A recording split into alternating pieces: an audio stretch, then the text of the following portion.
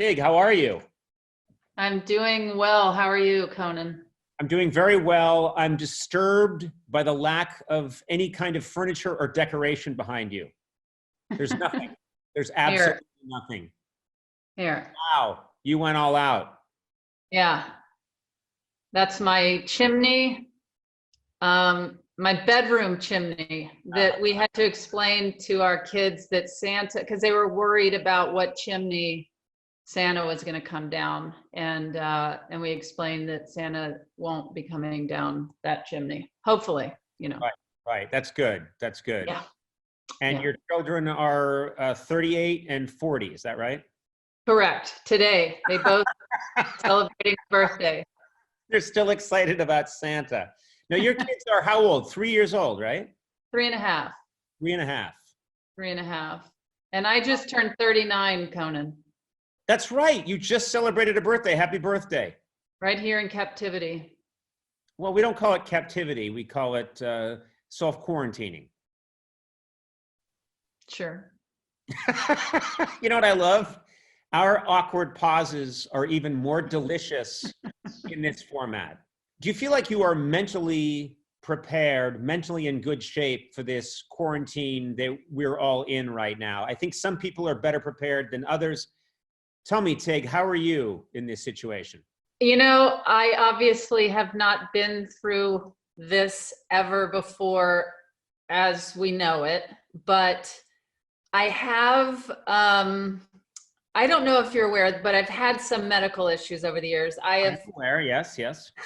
I've actually been, I think, hospitalized 6 or 7 times in the past 7 years. And when I'm feeling better, I work a lot, I travel around, and many times during my healing processes and work, I've thought, I would love to be home with my family. I would give anything to be home with my family. And I was looking at this as being quarantined. And then about a week ago, it dawned on me that maybe I could shift things in my brain and just act like I chose this time off. Right.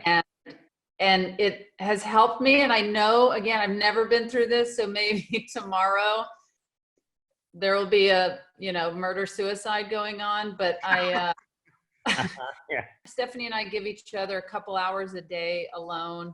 And that's very helpful. That's key. You have to have some separation, because I know you guys are a great couple. You've been together many years now. What, 8 years now?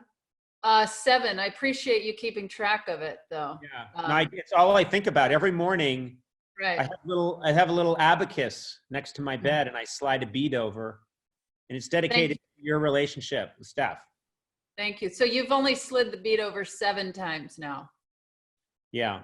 You got ahead of yourself. I got ahead. It just felt like you guys were together 8. It just seemed like it was a drag. 7 beads. But yeah, that's the thing, is that a lot of couples right now are going through a tough time because they're in close quarters. That's why I do everything I can to just go into another room. I can tell when my wife has had it with me. Don't you think it's important to not wait until you're driving each other insane and just take 2 hours? Yes. I mean, the 2 hours really, really, really is making such a difference. And then we miss each other, and we're spending 4 hours apart a day, essentially.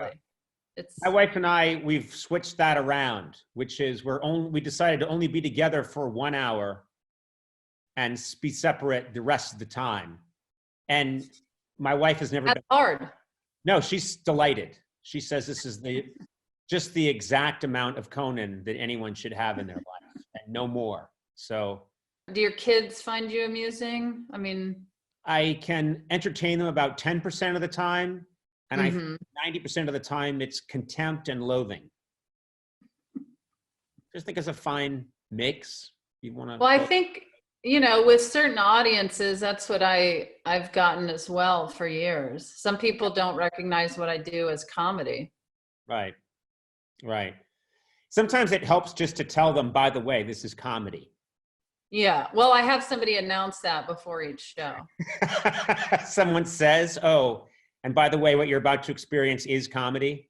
Right. If anyone starts to get up to leave in a huff, we have somebody come over the loudspeaker to let people know. Don't worry, she's getting to a punchline.